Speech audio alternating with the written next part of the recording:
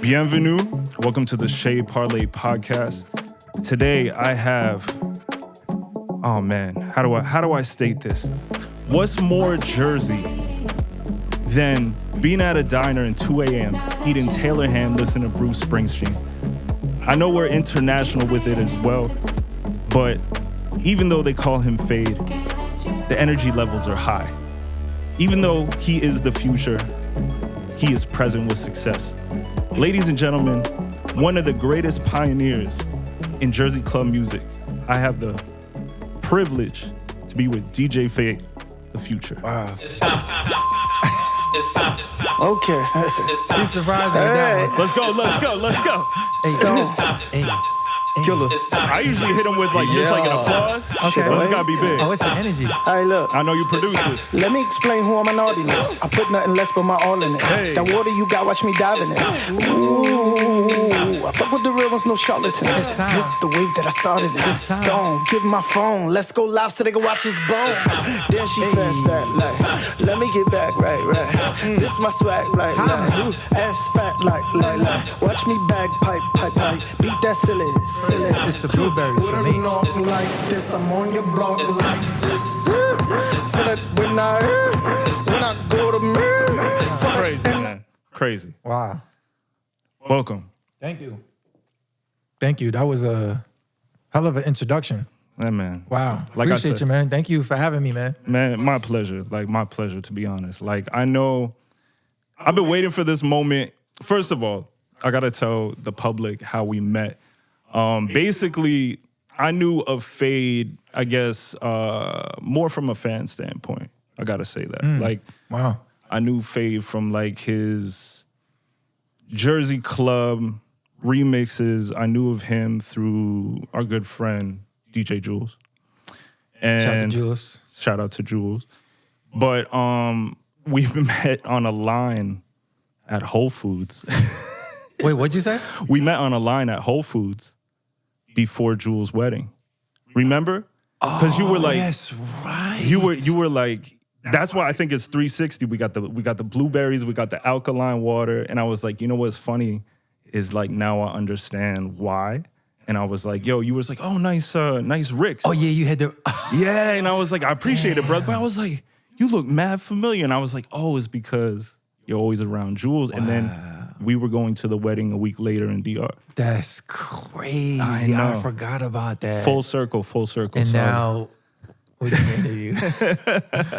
Wow, man. Yeah, man. It's crazy. It's so crazy. But I feel like universally, like there's always alignments, and I feel like this is one of them. Absolutely. So please intro yourself. I want to get to the roots of DJ Fade. Please, that's the future. I want to know how you got your name, because I always think that's a dope story in itself. And I also want to know like just a little bit of your roots, like what got you onto Jersey club in general versus anything else. Got you. Yeah. So my real name is Brandon, for those who know, those that know. Yes. And my origins are from East Orange, New Jersey, born and raised. And I'm the only child. Only child. Yes. My father was actually born in Kingston, Jamaica. Fire. And actually came here around when he was like 7. Okay. My mother was born and raised here though. And so I'm Black Jamaican. Dope. Contrary to popular belief.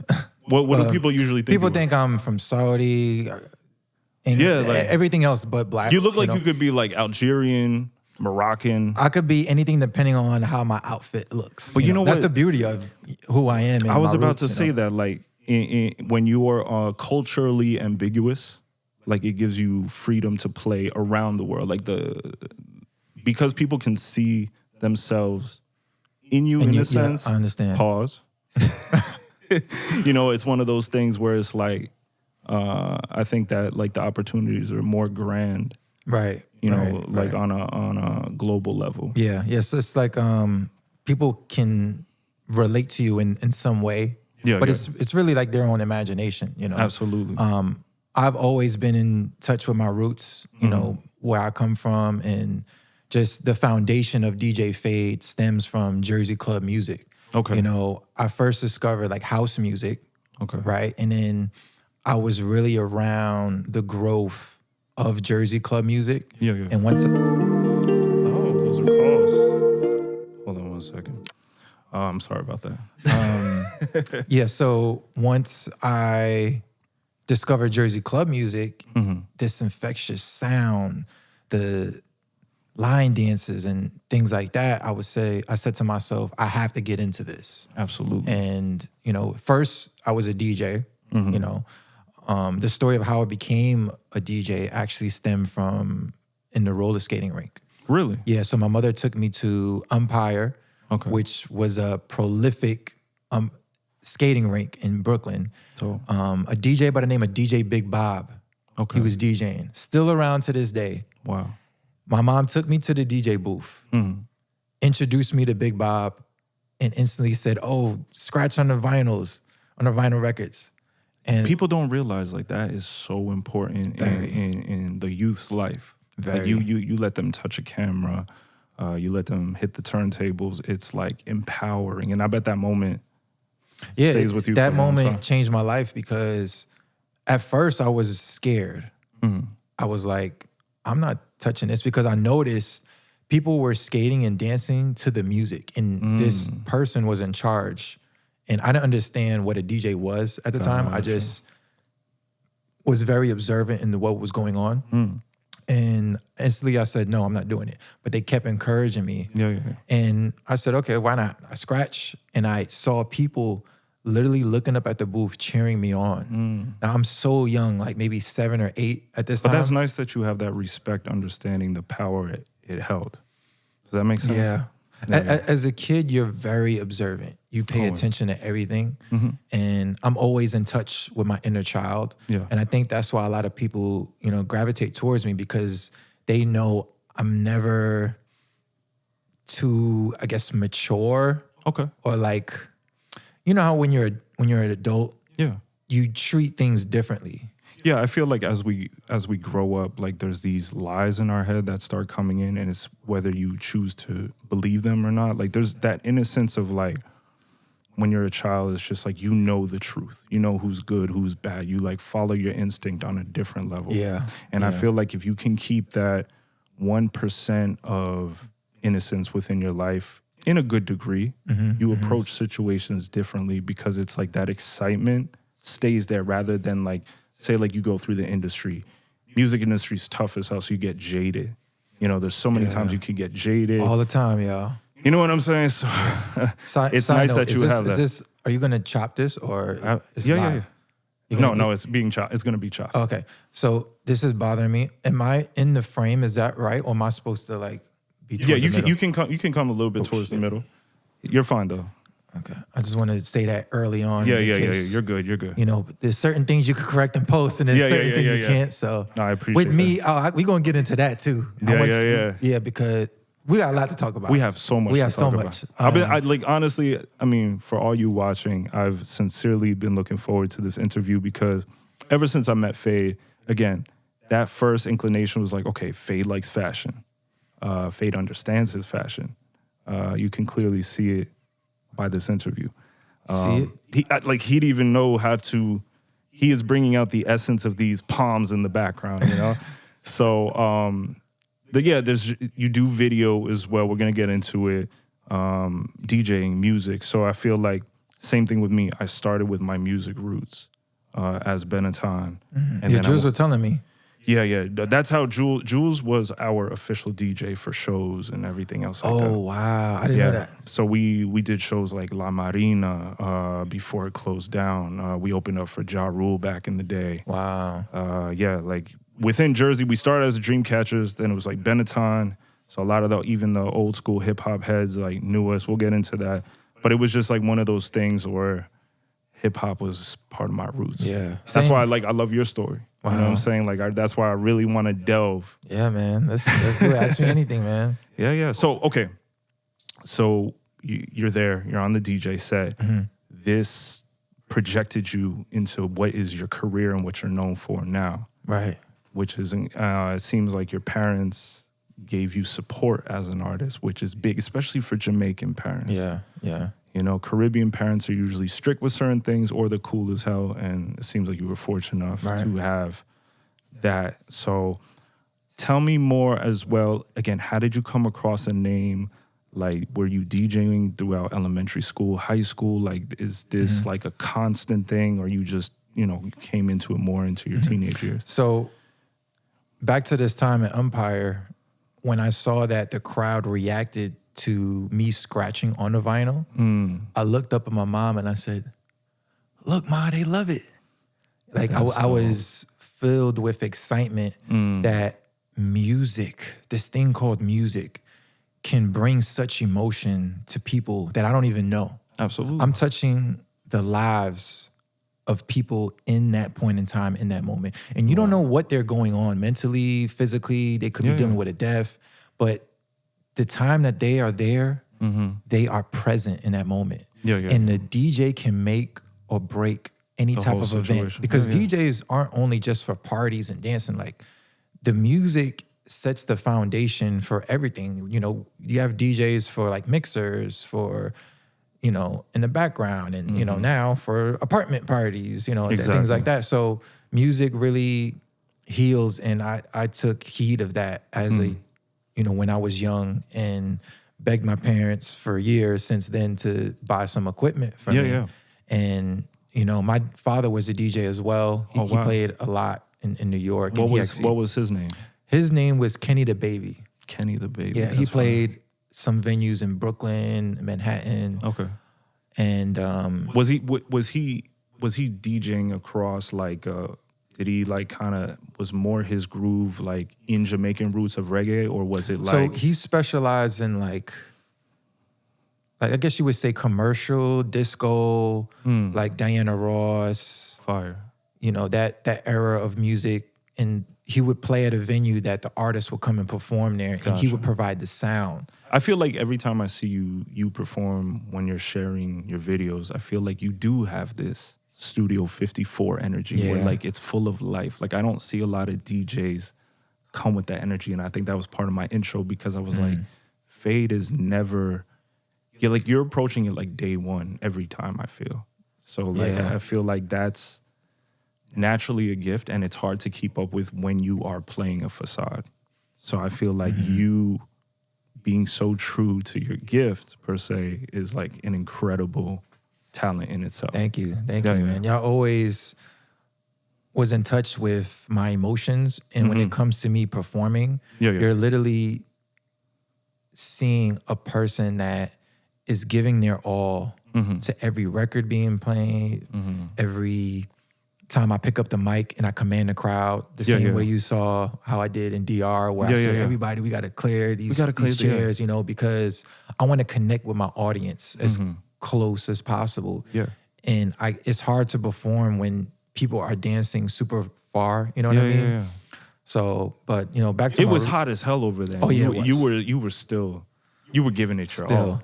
Like, people like were soaking through their like white linens. Like, it was crazy. Yeah, including me. I think I had a suit. It was nuts. It was nuts. That's crazy, man. But yeah. So how did you get the name as well? Like, you know, like how did Fade the Future come about? So I was in a group that was called the Exclusives. Okay. And my friend at the time had a DJ name, but I didn't. Gotcha. So in the midst of like brainstorming, mixing, I noticed that I like would always echo out or fade away the music with my transitions. Fire. So I was like, how about like DJ Fader or Fade Away, and just shorten it to Fade. That's dope. You know, I applied that minimal, you know, approach back then as a kid, and just stuck with me ever since. And this was around an era where Jersey Club was first being born. So a lot of the DJs back then, they'll have like AKA, you know, better known as the movie, the Building Shaker. So I stuck with the Future. That's dope. For me. That's dope. And it's like I said, it's like it's still present to this day. Like, you being the future, you're always gonna be ahead of your time. Exactly. Banks, he gets it. He gets it, y'all. That's it. No, that's super dope. Now, did producing? It's funny when you. I mentioned this a lot on the podcast already. When you go from photographer to director or DP, it's usually you have an understanding of composition, compression. When you go from DJ, I say it about Just Blaze all the time, when you are a DJ and then you become a producer, sonically you have an understanding and you're ahead of the game than a lot of people. So do you feel like you DJing firsthand really gave you a heads up on producing? I think for me, my journey with producing is, so here's my story. I got into producing because there was a record that was playing on the radio on rotation. It was one of the first here's some Jersey Club facts. One of the first Jersey Club records to be on rotation, Hot 97 particularly, was Hit It to the Beat. Dope. With DJ Walla, Tim Dollar. I think Tim Dollar produced it. So now that record does not have a lot of elements in it. No. Jersey Club's usually... It's literally like percussion and vocals. Dun, dun, dun, dun, dun, dun, and a vocal. Hit it to the beat. Hit it to the beat. Hit it to the beat. It's a repetitive vocal. So I'm like, Hot 97, one of the biggest radio stations in the entire planet, is playing this record on rotation. I can do that. Yeah. So What age were you at this point? This was around like 09. Okay. So I don't know, do the math. I was young. Yeah. And I literally said to myself, I'm going to learn how to produce. Yeah. I want to make my own music, you know, because it just seems so easy. For you sure. know, eventually I wanted to do beats, production and stuff like that, but I didn't know, I still don't really know like chord structure or proper music theory. Yeah. My background was actually percussion. I actually took drums in school and, you know, beatboxing, playing the drums like on a table as a kid. So that was sometimes not knowing the formal structure of all these things give you, again, more freedom to create. Like I know a lot of guys, they can play the sax, they can play the piano, this, that, and third. They know major chords, they know Arabic chords and all that. But it's like when they have to produce, they're so technical, it caps their flow. You know what I'm saying? That too, yeah. I think for people that is a master at that, they still have to be around the creatives who hasn't acquired that knowledge yet. Because we find ways to be creative and target parts of our brain that you might not dig into if you did know. True. It sounds a little weird, but like no. If you're in a session with proper musicians and someone who's like, let's say like a beat maker, and they just, you know, use their ear rather than like science, because music theory is really science.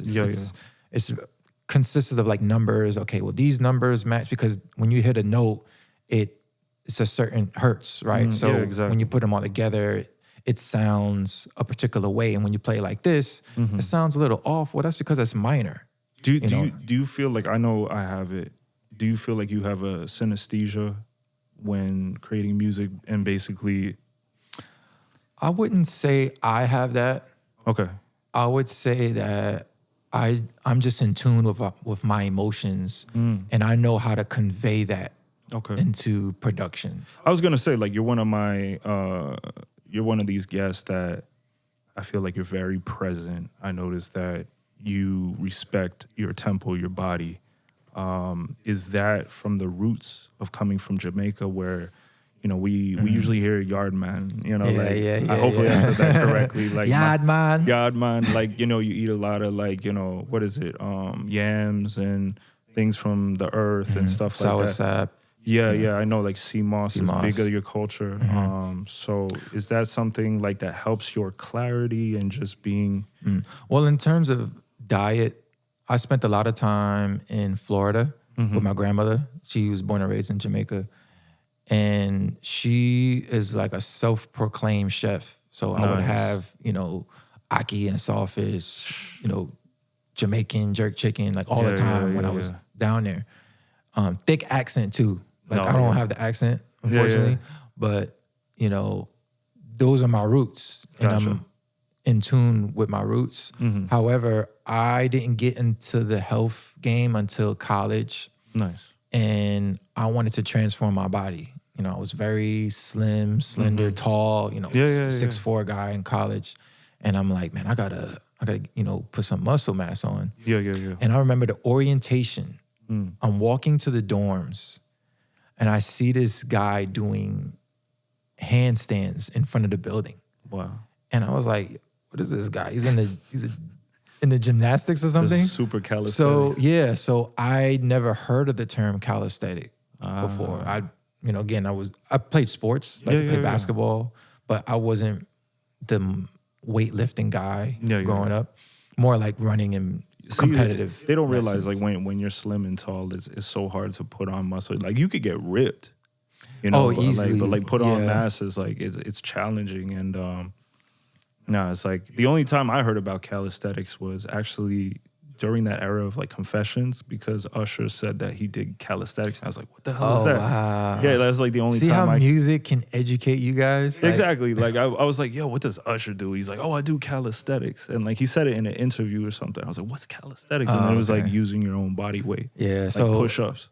I remember talking to him and his body was tight. Like he was like, this is what I want to look like. And he educated me on the meaning of it and the background of it as well, because those that know the bartenders and the bar stars, there's a community of people that use their platform to uplift the community. For sure. And I learned things, like CAP, which is an acronym for character, attitude, and personality. And I applied that to myself because it was more than just building my physique to look good, for women. It was more of like, let me reach a certain level and help others the same way this man helped me. That's dope. You know what I mean? So I feel like that's a side of the story a lot of people never hear, because we live in such a,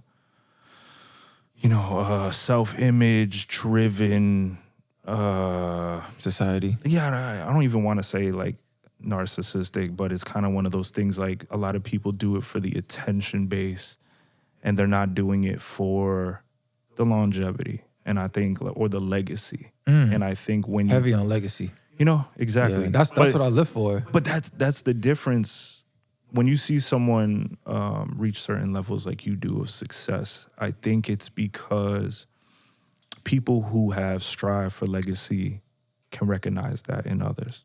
It doesn't matter, it could be the same respect of why that DJ let you touch the turntables even at a young age. It was something within you that respected the power that's not here to manipulate. You know what I'm saying? Yeah. So I think that's huge. Definitely, man. Yeah. When it comes to legacy, I feel like that's why else are we here? Exactly. You have kids because you want a legacy. So anybody that watch my sets or listen to my interviews, I want them to create your legacy.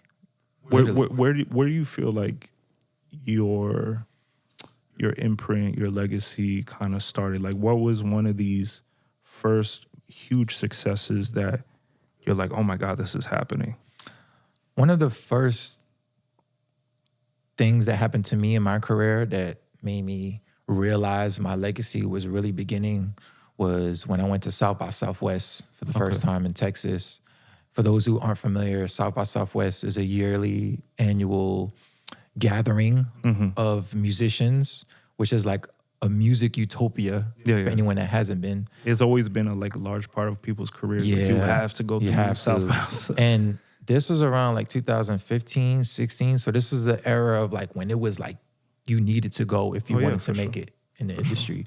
And I remember meeting someone for the first time and it was like, oh, DJ Faye, oh, I'm from like Sweden or something. Crazy. Like I'm a big fan of your music. And I was like, wow. That's insane to me. Yeah. That's the first time I met someone that lived in an entire different continent that knew my catalog and knew who I was. And this was, I think, either Instagram didn't even start or it just started around that time. Like the beginning. Probably more like a Facebook. Because if you were talking about like the 2009 and on, I feel like, 2013, 14? Yeah, was like just, SoundCloud was like the main hub. Yeah, that yeah. People were getting their music. I mean, still now, but in this era of music, SoundCloud was like the main hub for yeah.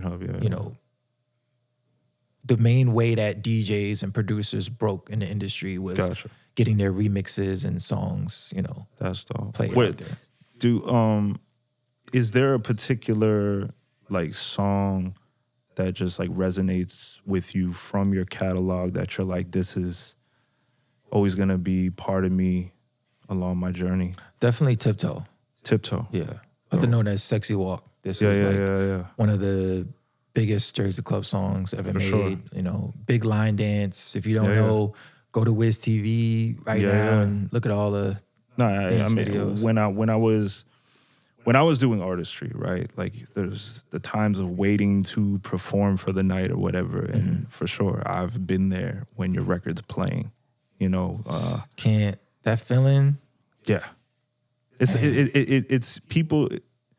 Some people will never understand it, but the euphoria that comes with respect, appreciation, joyfulness when your record is being played or you're performing per se, next level. Next level. I feel like it's the closest we get to maybe like heaven on earth. Yeah. You know what I'm saying? Wow. I definitely can understand that for sure. Yeah. Yeah, like just, it even hits different when you make something in your bedroom. Yeah. You know, like even with the My House remix, you know, like I made that in my bedroom.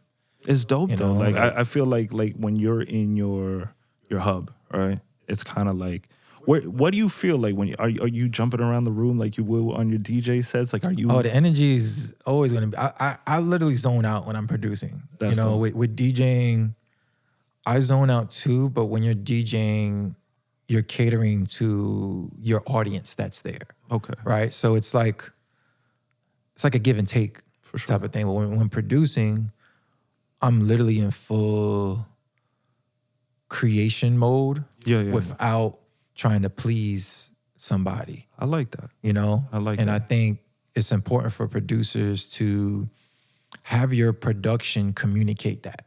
Okay. Like listen to a record, listen to the production and just be in tune with your feelings. Cause it all comes down to feelings. Absolutely. You know, like that record, I Might Swerve on that corner.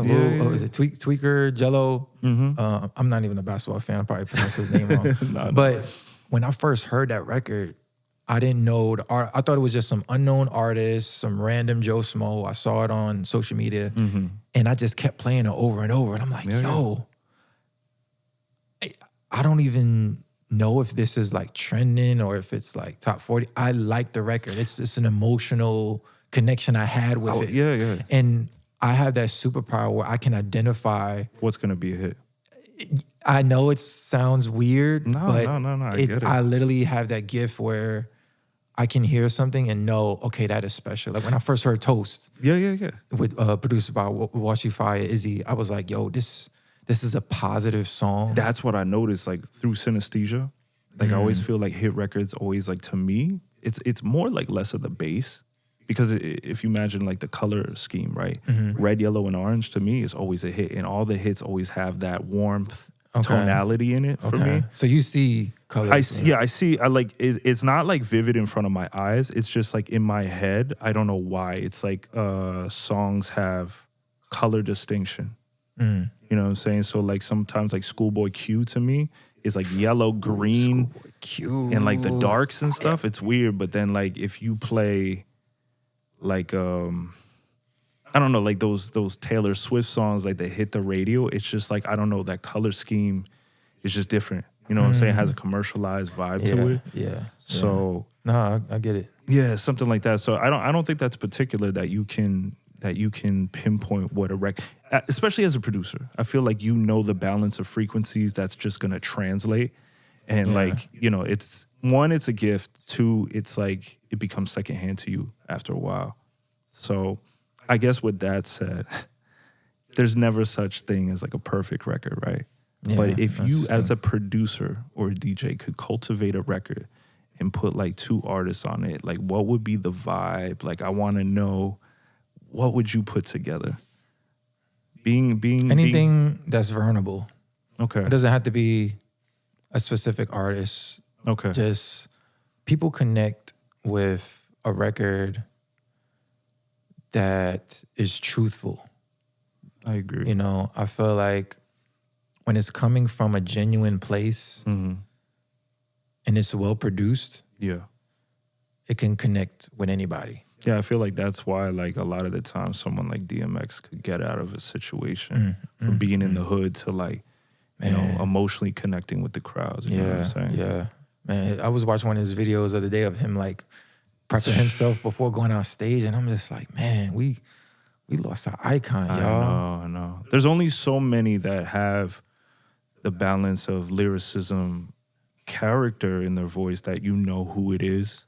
It's like per se like a Busta Rhymes. I saw that you've been in situations against, you know, some of the greatest. Like we're gonna get into it. I want to know how you came to be in the midst of people like Diplo, Pharrell, Busta Rhymes. Like, wow, crazy, man. We're definitely just gonna hearing get you say it, I'm just like, damn, man. It's yeah. Sometimes you don't know, like, it hits you, like, you know, like I'm be so focused on, like, just making, you know, what's next. I know I'm like, it's like ADHD over here. No, you're good. You're in the good. middle.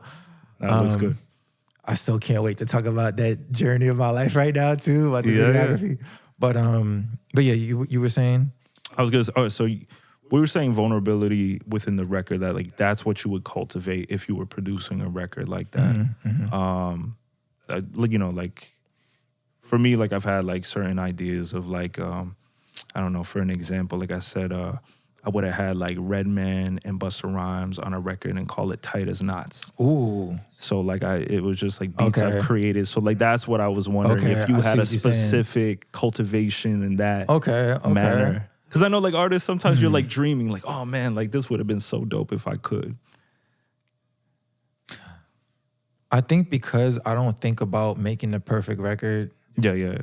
I know it's, like, a weird really question. Think of anything. Okay, if you made a Jersey club record, but you were to feature, and it's a specific energy, like, who would you feature on it? Or you made that happen already? Yeah, again, my mission with this is to touch as many people as possible. I respect that. And as long as I'm touching the people, my job is completed.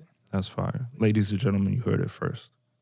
DJ Fade, authenticity, sincerity, and energy is the formula. That's right, man. Right? Yeah, let's cut to commercial. Let's cut to commercial. Take a break from our sponsors. Yeah, right. That's fire.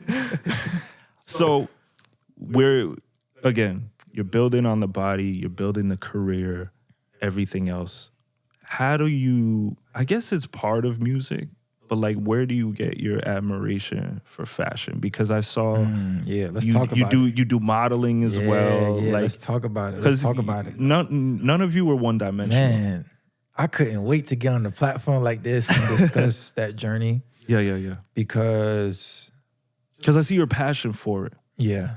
Like, there's some people that, like, they get into it and they're like, oh, look at me. But it's like, being a photographer, I can tell, like, when you position, you're about the whole culture of it. Yeah. You know what I'm saying? And I noticed that within, you know, the pieces that you put out. Thank you, man. So my journey with fashion started when I hit my goal fitness-wise. Nice.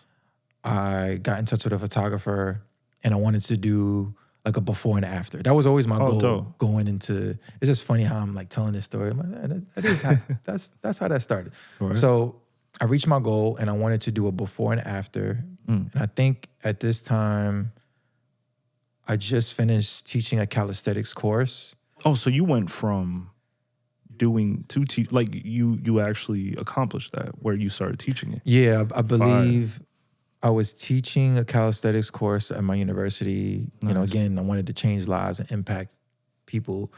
And I wanted to showcase my work and show people, look, you can do this without weights. Because back then I was just doing push-ups, pull-ups, dips. So calisthenics is... This saves money too. Oh, that too. But not only that, like, it gave me the opportunity to connect with my community, because I would go to parks and, you know, see kids. They look at me like, yo, I want to do that. And, you know, Teach them. When you give back, when you put great energy into the universe, it recycles its way back. I think Redman said it on an interview recently. He said it was like very like holistic in the sense like he went into calisthenics too, and being outside in the fresh air, having discussions with other men in the community.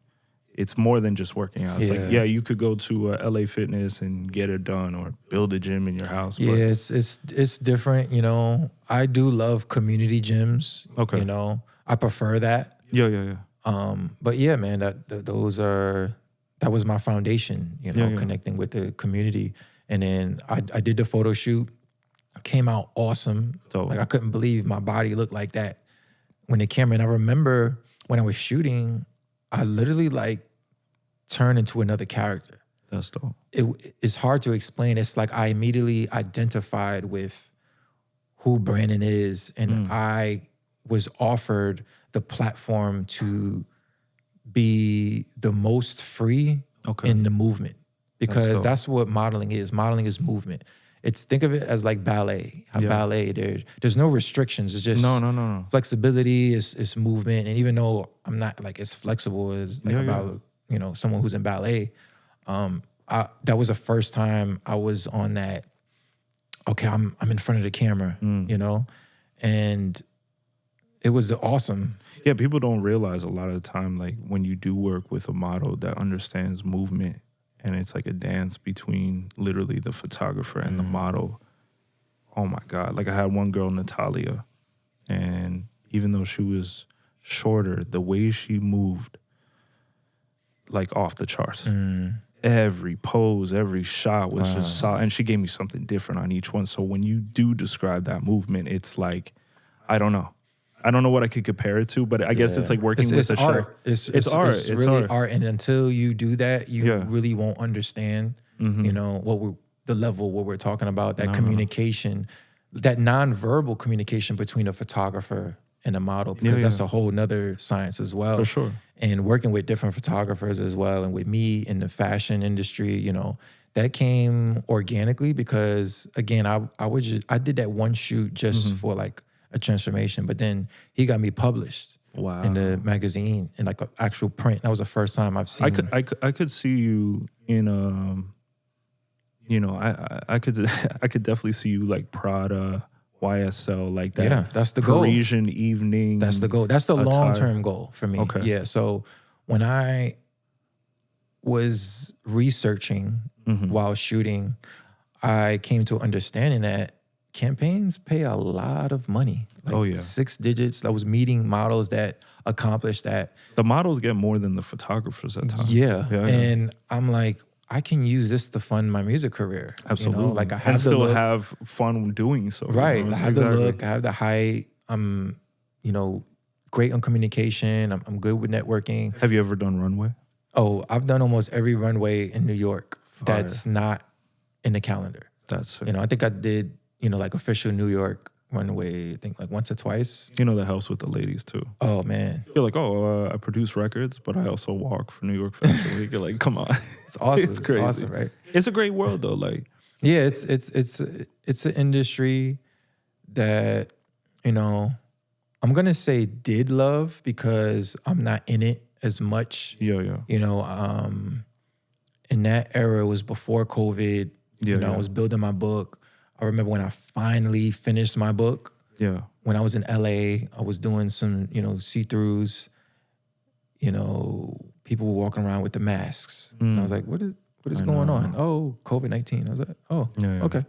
Went back to Jersey and then everything shut down. So literally as I finished my book and I was going to go see the agents and all of that networking, I just felt like it was just... I feel like maybe more on a spiritual tip, like before COVID, there was like still this like hopefulness, these transients in the air, and like COVID compressed a lot of that. Yeah. And then it you know, I had to, you know, re-strategize. You know, everything was, you know, electronically, you know, through For sure. social media and the internet. But Yeah. you can't really meet the agent that's going to change your life through the internet. You know, you have to Nothing's really going to beat the human experience on that. nothing. You know what I'm saying? So I was like, okay, well, I'm just gonna use this time to focus on music and production. Yeah, You know, because I could do that at home, and I just put all my energy into music. Have you ever did you feel like that was maybe one of your first larger challenges within the music industry or as a model? What's a situation, I always like to dig on the podcast of what's a challenge that came up in your career that really brought you almost onto the edge of maybe that jadedness we were talking about? I would say, honestly, COVID. That's the first thing that came to mind because nobody knew what was going on. Nobody knew when it was going to be over. We were filled with uncertainty. Yeah, your income is being out in the nightlife, right. You know? And even though at this time when I met you, was I working at Whole Foods? No. Did you know I worked there? No, I didn't. That's dope though. I worked there for 4 years. That's dope. Yeah, 4 years. See, I love that vulnerability too because everybody might think oh yeah, you don't have to do this. I'm DJ Fade. It's that's a vulnerability I appreciate. Yeah, I started there pushing carts. That's dope. I was pushing the shopping carts. And you're I'm going to get this organic discount. I was so obsessed with building my studio and saving the money. I was dead focused onto that. That's dope. And in this era, I was really into fashion too. I was coming to work runway type shit. You know what? Before getting into fashion, I was I knew what I liked from the visual, but I didn't know any of the designer names. It was so frustrating. So we've gotten to the point where, okay, we know that's a Rick Owens piece or whatever. But before I was what is this? And I would type in things urban, dark, goth, techno, blah. And I'm I keep going down this passage to find it. What's a designer, for sure, they're incredibly expensive, most of them, but is there designers or pieces of fashion that you like to gravitate towards more? I love Jerry Lorenzo. Wow. I think he incredible puts out perfection. Yeah. And when it comes to minimal pieces, you know, that literally conveys what he is speaking to his audience. Absolutely. And he puts in a lot of time and effort and builds his team.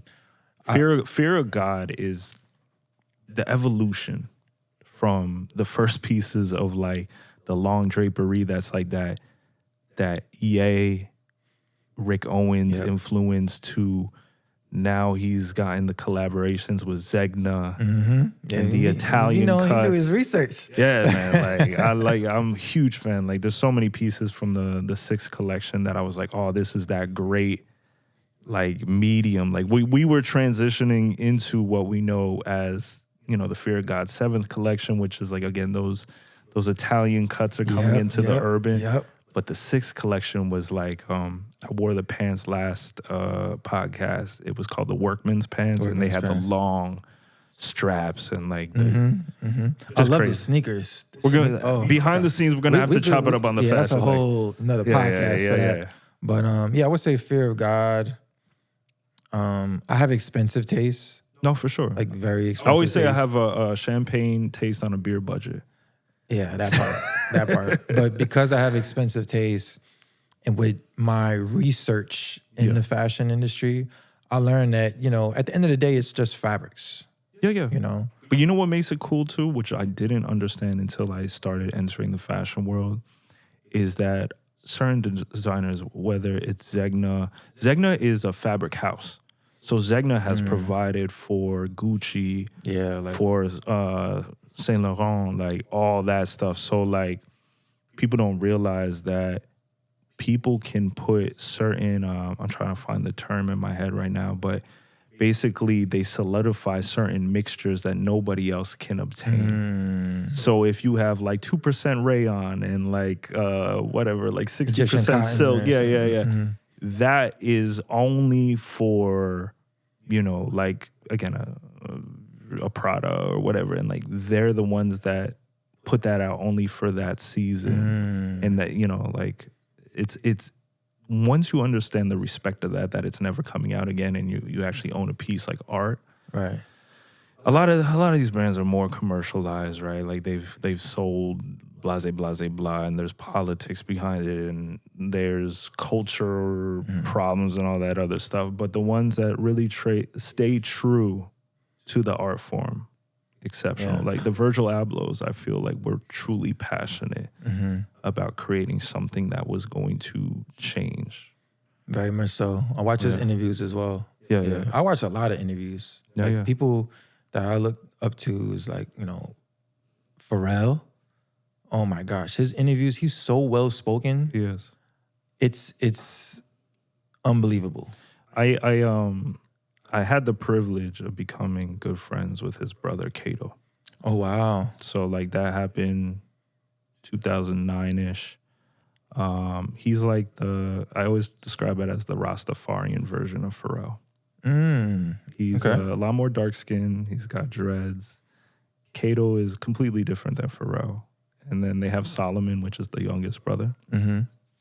So for he has an appreciation for like fashion to a certain degree, but not like Pharrell. Like Pharrell is next level. Louis Understand? Vuitton. How did you meet Pharrell? Did you meet Pharrell? So no, I haven't met him yet. Gotcha. No. But I saw that you were in the streets of Paris with Diplo. I gotta get into that story. Yeah, man. That's crazy. That's a hell of a story, bro. Like, so I'm trying to think, where was I at? I can't remember where I was at. I feel like you were like from the videos you posted. It looked like you were close to like Champs-Élysées. Yeah, and where the tower is. Yeah. Well, the name of it's like Paris is cut up into arrondissement, which is like sections. So like you were around the 13th, 14th probably. I think I if you're remember closest to like the Tour Eiffel, like you're like that area. Yeah. But I'm actually referring to when Diplo reached out to me, like where I was at. I Diplo remember, reached out to you. Yeah, I mean, you know, That's a dope. like I hate to use the word flex, but that's greatest fire. DJ on the planet right now. Wes, man, I want to say I appreciate you, bro. Like you changed my life. I only crossed paths with Diplo once. I was shooting for the Met Gala Oh wow. when Migos was performing with Katy Perry. Okay. And when I passed his energy, I don't know how to explain it. It's like when you know somebody has been around the world and is well, like they have that worldly It's like wisdom. an aura. It's an aura, Yeah. and he had that. Yes. That he part, it was played- like he didn't say a word. He He didn't was say a just like, word. hey, but it was like the energy was like, damn, this guy has stories. He has something. Yeah, very much so. Like Yeah.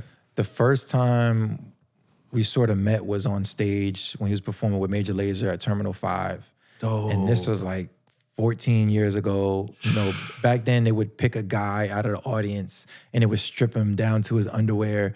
And the Major Lazer girls would come down and do splits on you and everything. It was crazy. Like, the drums are crazy, experience, Major Lazer. man. Like- Major Lazer are like the best group to me. You know, their ability to bring one genre and cross it into another and bring these worlds together is so unique and Mm-hmm. Yeah, rare, you know. And with me being Caribbean, Yeah. it only makes sense, No, it's crazy. you know, with that sound. And I remember just studying him and seeing how he operated his business, how he was able to scale, and to now proudly say that like I worked with him on that project. You know, he was the musical, you know, director for Vogue World Paris. And I remember, you know, his people reached out and then he hit me up directly. And then that started this whole journey of actually getting the remix cleared. Wow. Because with licensing, how it works is, especially in foreign markets like Europe, they have to have clearance on, you know, the recording and the master. Exactly. And I actually have relationships, you know, with Parkwood and B's team. And, you know, one thing led to another. And with the help of some other individuals, I was able to get that cleared to be used for the show. Now it's bad. It's in bad taste to cheers with water, but man. Appreciate you, bro. Yeah, like I literally created history, you know. The people over at Vogue, I mean, they were so helpful and so much, they were available, you know, with anything I needed help with, and, you know, with the proper communication and with the relationships that I've built, with the relationships I've built over the years, it helped me achieve that. And I literally booked my ticket, flight, hotel, and everything without confirmation of the song being used. I call those moments like a smile with your heart moment. Like you're just like overwhelmed with this, like, with joy, me, you know? I was always a man with faith and will continue to be. And I just had that faith and belief that I'm going to make this work. Like, absolutely. You know, I remember watching this interview with Zoe Kravitz she directed the movie called Blink Twice. Yeah. It's on streaming platforms. And she did an interview where they were shooting a scene of the girls running towards the house. And it was like this women's empowerment moment. And they wanted some music in the background on set to motivate them. Gosh. So they was like, yo, play Beyonce.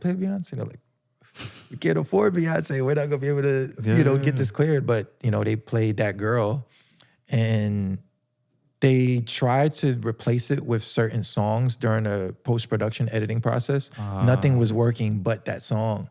And, sometimes you just can't they skip tried that. and she approved it. So like to sit on this podcast today with you and say, I really share that similar experience that Zoe had with Beyonce is like, no, it's incredible. I'm just so grateful for the opportunity. That's why I want this platform, because it's like because I know that feeling is a lot of the times we don't reside in the accomplishments because we're building legacy. We're continuously on the journey. But like, I feel like if I can be the reminder of, hey, look how far you've come. Yeah.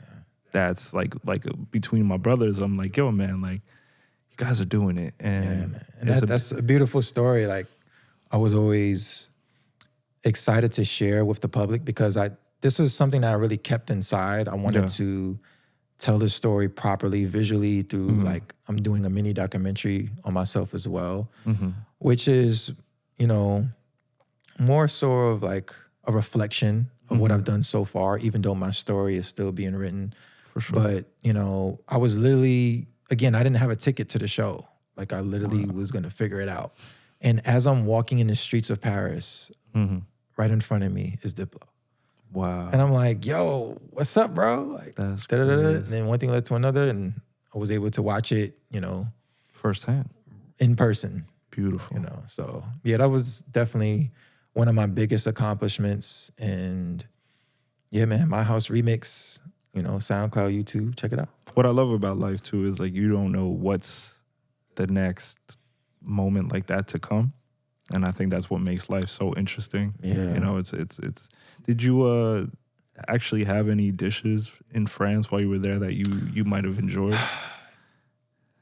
Not really, man. No. Unfortunately, I was only there for like 2 days. Okay. Yeah, it goes quickly. I was so focused. Did you at least get to have you know what I did have? What's I'm eating dinner after the show. It's me, Anita, Walshy, someone from Anita's team, and Diplo. Okay. So we're all eating or whatever, and then Wes is eating escargot. Yes. And I didn't even know what that was. So I'm like, oh, it's actually snails. I was like, I ain't trying that. But then he offered it. I'm like, here goes. damn, Diplo offered me Snails from in another country. Like, how can I say no? I'm gonna title this Diplo offered me snails. And I tried it. It was actually good.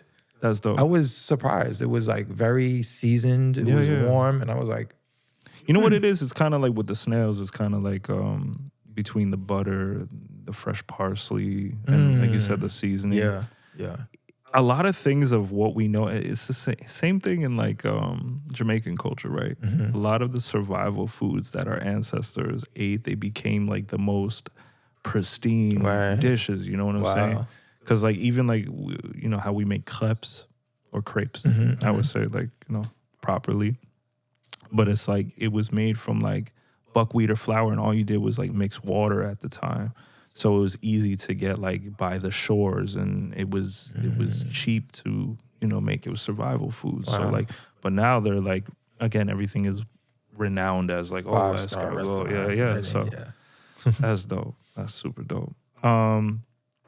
I was gonna say, like, I feel like as a Jersey club artist, like the sound, I would say just even as recently, it's been emerging as more popular.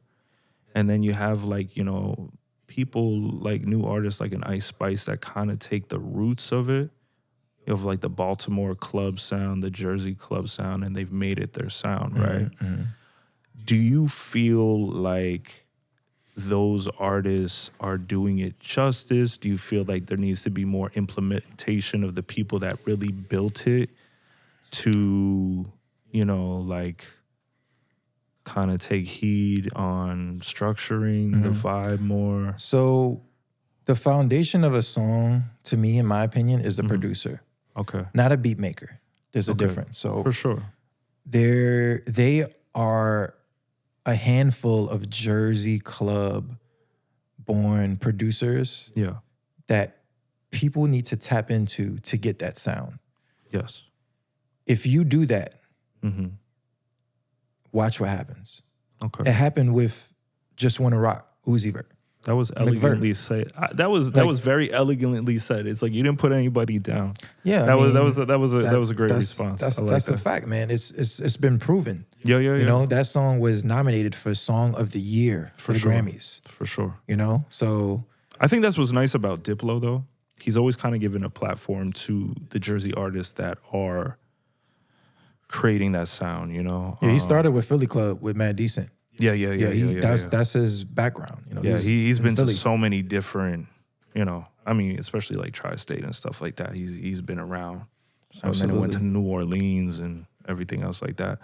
Do you feel like Jersey Club is going to exist as what it is and just continue to be? Or do you see an evolution in Jersey Club music?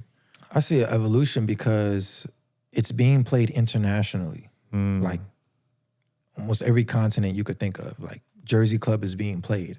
And I'm hearing the integration of other genres within it, you know, like the My House project actually started with Bally Funk because my friend requested me to do a remix, but a Bally Funk Jersey style. And I posted on YouTube and then I did a Jersey just because I was inspired. And Paris Goebel, Rihanna's choreographer for the Super Bowl, she found that on YouTube. Nice. And then that's when Diplo had reached out and the whole conversation began. But I say it to say because of the genre influence and the marriage between the two, it's only gonna grow and cross over to other markets. That's just where I see it's going right now. Nah, super dope. Like, how's your relationship with other Jersey club producers? Say like someone like a DJ J Hood.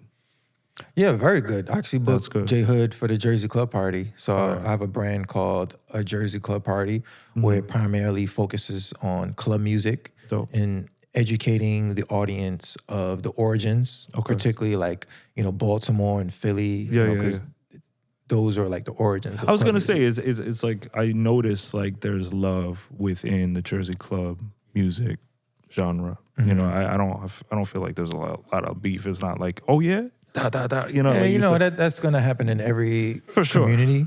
I tend to focus on, you know, the positive and you know where my trajectory is going and with my brand. Overall. No, I feel like as an individual, even sitting down with you today, like you really well elevated. Your taste level is way higher than a lot of people. So it's like, I say that in complimentary, man. Like, I appreciate it. Like, man. I'm just a super fan. You know, I'm studying hours and hours at home, music, listening to DJ sets. You know, I think what makes me stand out as a DJ is that I'm so interested in what people like. The wedding, you know, I remember talking to one of the guests, asking him, hey, like, what's your favorite song right now? Oh, it's, you know, Moneybag Yo. I forgot the song at the time. It was like a trap ratchet song. And I played that during the wedding dance and she went crazy. And then that energy, you know, spread out across the room. So it's those key moments and just me asking that question is what would separate me from a DJ just playing what's trending or commercial, you know. That's super dope. Like, because like it reminds me of like sitting down with you is like I can already feel the energy, the same type that I share with Jules, right? We'll be in the car and be like, yo, you mind listening to this record I produced? And he's like, bro, this is crazy. And like we just feel like kids again. Yeah. And that's why I was like that energy feels, there's nothing like it. You're not getting paid for it. Like your day, it could be a cloudy day, but just that energy of feeling like your records can influence or change the world for the better, or just like take somebody out of the like a bad zone. It's amazing. Or just add to the great zone. You know what I'm saying? Yeah. Like that's what's important. Like phenomenal. Beautiful, man. Beautiful. Yeah. So we know, like, again, art imitates life, life imitates art. Mm-hmm. When it comes to you building also podcast platforms and getting into what we discuss often. Right, yeah. Here we go. Often. Here we go.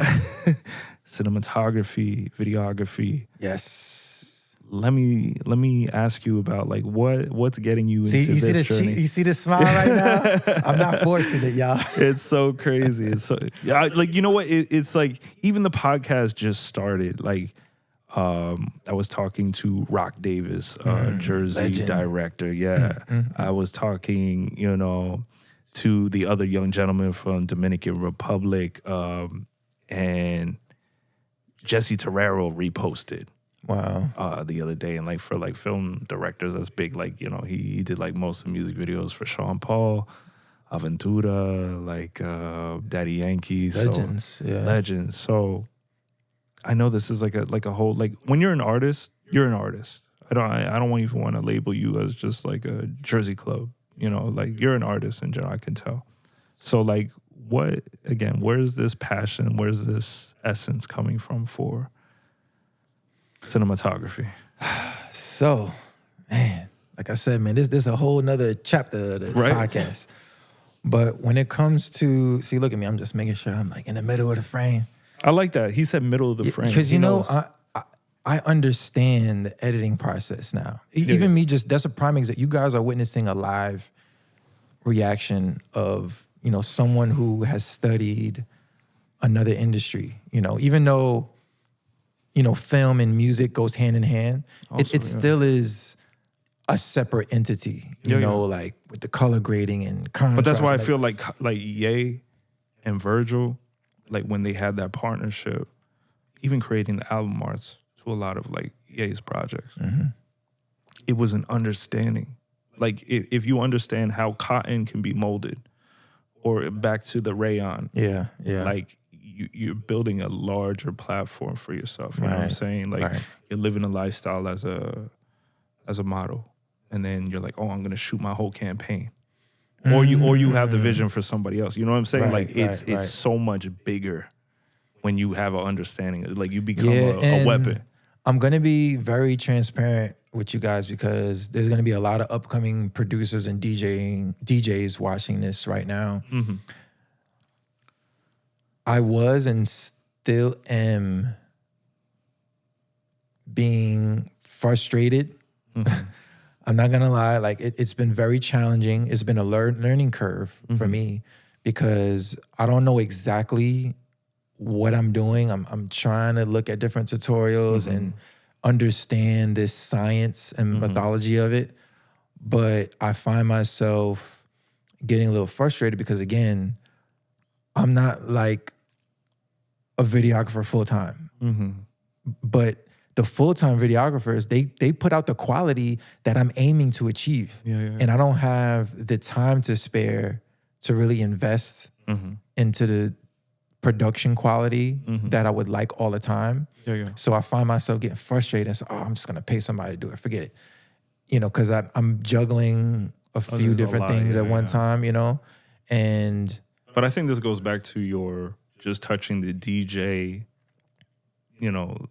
set self as a young child. Like when you first spoke to me, you didn't step with a foot full of ego. It was you had, again, this vulnerability that man to man I appreciate, where it's like, okay, I'm ready to learn.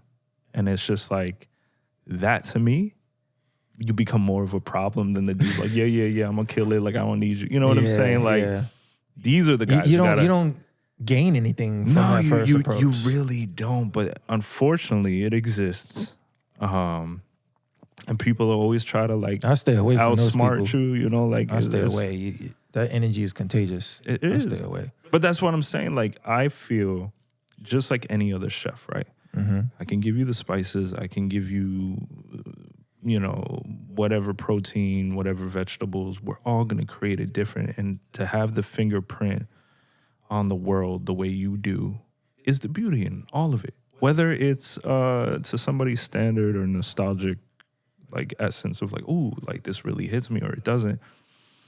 That's the beauty in life. Yeah. And I do want to say this in regards to beauty, you know, even though I have been sort of frustrated with this learning curve, seeing the final product, oh my gosh, it's so rewarding. Yes. And there's beauty in sort of learning the knowledge and applying it and seeing how people react to it. You know, I sent that teaser I sent you to the guest. Yeah. He was like, yo, oh my God. Right. And I'm like, this ain't even like the real vision I have in my head. Like this right here, this production, this is like my vision. Yeah. You know, this is the upper echelon of like production quality that I want, that I know that's in my head that I want to communicate, right? But I know like when somebody first sent you something, right, that like probably hit you on that level. I said like a lot of times we're like the students in the field or like it's our first time having a photo shoot. And like when somebody professional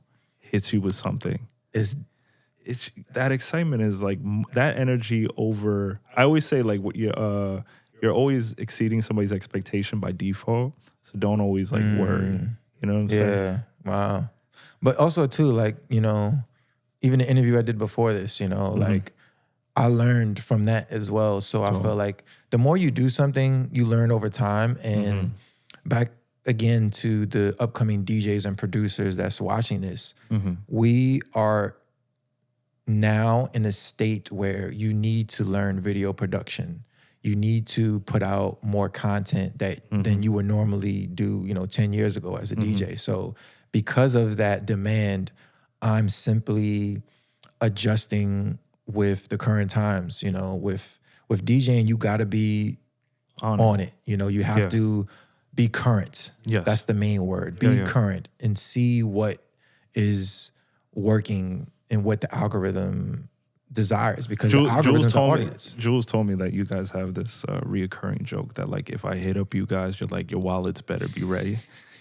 And it's true because it's That's like, a fact. It's true because it's one of those situations. What I learned is that you can fall into the game of prosumerism versus buying a tool that will lead the way for years to come, right? So that $4,000 camera, that $10,000 camera might pay itself off in the next 6 years. And it's certain things that you need, right? Like I told Jules, like in the nightlife, it's ambiance, it's lighting that you don't want to change, like that you want to capture the essence of the nightclub.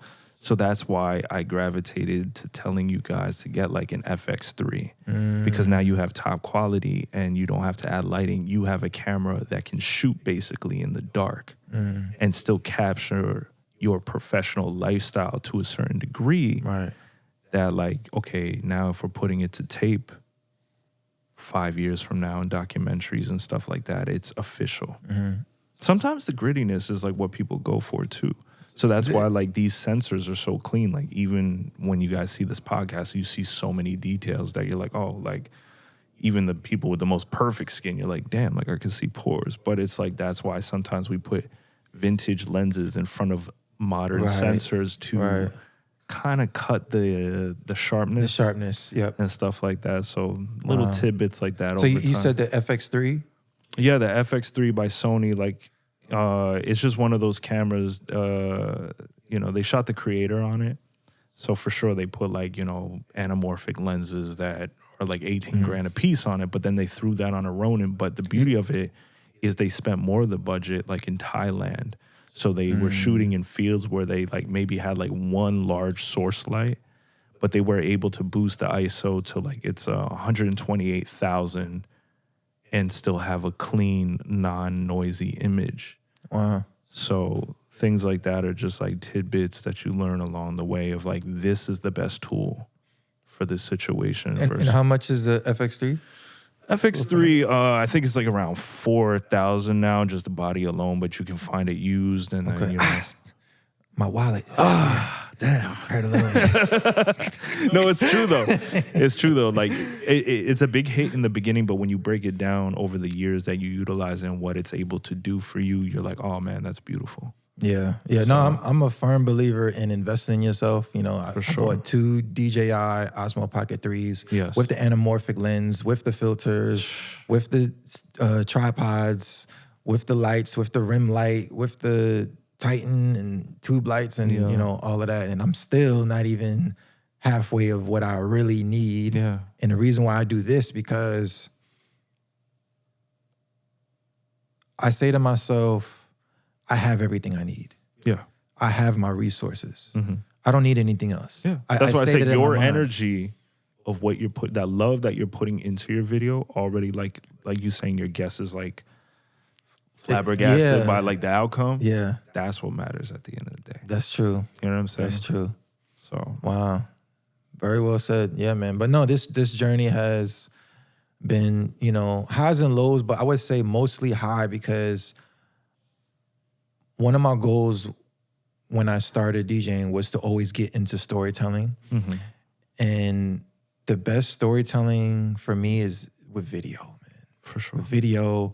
It doesn't even have to be with audio. Mm-hmm. You know, it could just be the images and the lighting and just how the mood is set. Yeah. And with me, like I said, my journey, my goal is to just touch people, and whether that's through different mediums, through music or video, I want to do it. And I know you're capable of it. You know, I said like real recognize real at the end of the day, and I can tell you have this essence about you.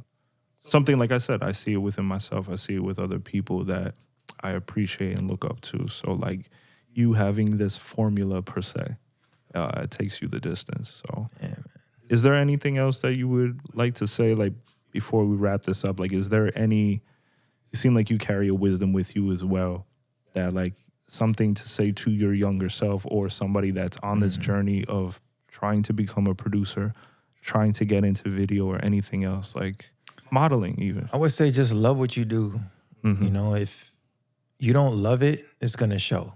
You know, Pharrell said in one of these interviews, he said, you know, imagine if everybody from like a carpenter or someone who's a handyman, like if they loved what they do, imagine how better the world would be. Absolutely. You know, and I feel like no matter what it is, if you love that something, do it. And even if you can't find a way to make a means to it financially, just being surrounded by that field, the energy is It'll infectious. attract itself, Yes, and you will be happy. So I just want people to just do what you love and follow your heart at all times. Absolutely. Absolutely. Very, very well said. I mean, once again, man, thank you. It's been an honor and a pleasure. Thank you. First of many, y'all. First of many. I love that. Yeah. No, we're definitely going to do this again. Because I feel like there's so many things we could touch upon, but for the viewers that, you know, might appreciate and love what you do, like I wanted you here for that reason. Wow. And, you know. Thanks a lot, man. Yes. A guy right here, man. Once again, this has been the Shay Parlay Podcast with DJ Fade the Future. Tune in, like, subscribe. We got so many great people coming onto this podcast. You can see their journeys, their vulnerabilities, their triumphs, their failures, and you can take what you want from this and make it your own. Once again, enjoy your evening, and we'll talk to you guys soon.